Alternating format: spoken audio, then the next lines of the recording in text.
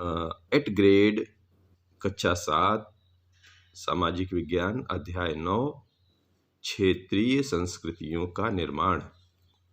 तो जी शुरू करते हैं इसमें कि भगवान जगन्नाथ की काष्ठ प्रतिमा किसके द्वारा तैयार की जाती थी।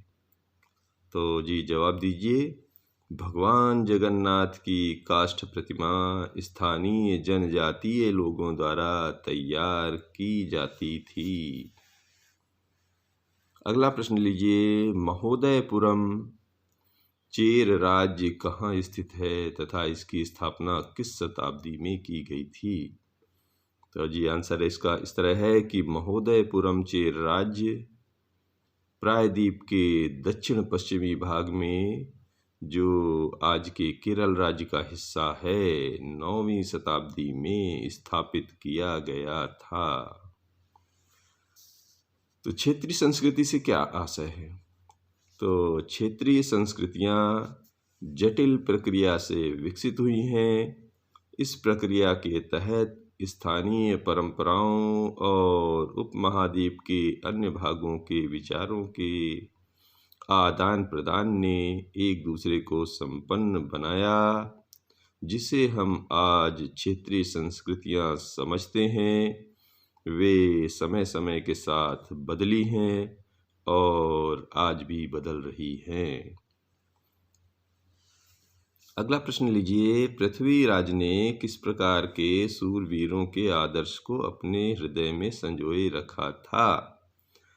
तो पृथ्वीराज एक ऐसा शासक था जिसने ऐसे सूरवीरों के आदर्श को अपने हृदय में संजोए रखा था, जिन्होंने रण क्षेत्र में बहादुरी से लड़ते हुए अक्सर मृत्यु का वरण किया मगर पीठ नहीं दिखाई। पांचवा प्रश्न लेते हैं। राजपूत कालीन कहानियों का चित्रण किस प्रकार का होता था।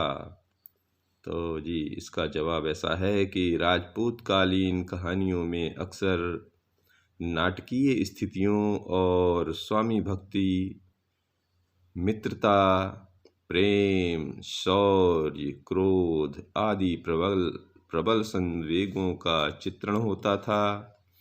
इन्हें विशेष रूप से प्रशिक्षित चारण भाटों द्वारा सूरवीरों की स्मृति को जनसाधारण तक पहुंचाने हेतु गाया व प्रदर्शित किया जाता था।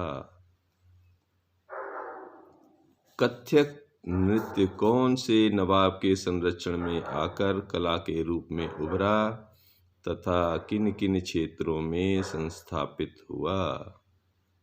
तो कथक नृत्य मुगल बादशाहों और उनके अभिजातों के संरक्षण में विकसित हुआ, जो आगे चलकर दो घरानों राजस्थान के यानी कि जयपुर के राजघरानों और लखनऊ में यानी कि अवध के अंतिम नवाब वाजिद अली शाह के संरक्षण में एक प्रमुख कला के रूप में उभरा। सातवां प्रश्न है। मुगल बादशाह के कुशल चित्रकार किस प्रकार के चित्रों को चित्रित करते थे। तो मुगल बादशाह के कुशल चित्रकार प्राथमिक रूप से इतिहास और काव्यों की पांडुलिपियां चित्रित करते थे।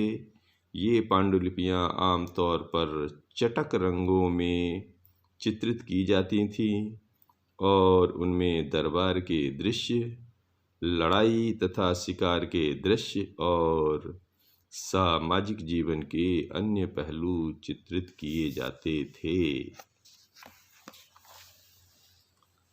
इसका अगला प्रश्न ये है कि बंगाल के प्रारंभिक साहित्य की दो श्रेणियां कौन सी हैं, उनका वर्णन कीजिए।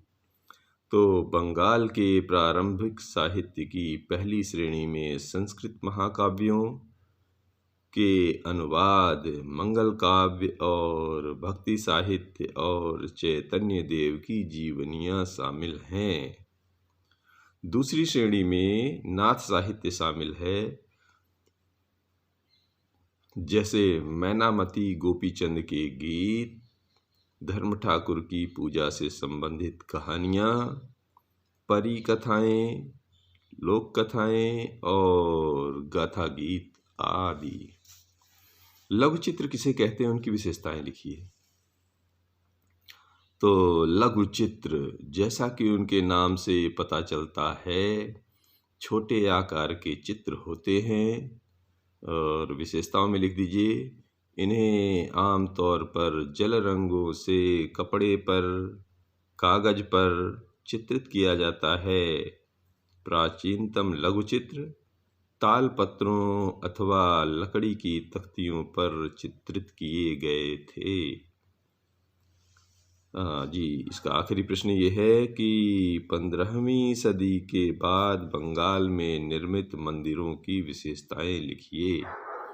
तो 15वीं सदी के बाद बंगाल में निर्मित मंदिरों को विशेषताएं लिख के लिए नंबर 1 लिखिए इनमें कि मंदिरों की शक्ल या आकृति बंगाल की छप्परदार झोपड़ियों की तरह, अर्थात दो चला यानी 2 छतों वाली और चौचाला अर्थात 4 छतों वाली होती थी।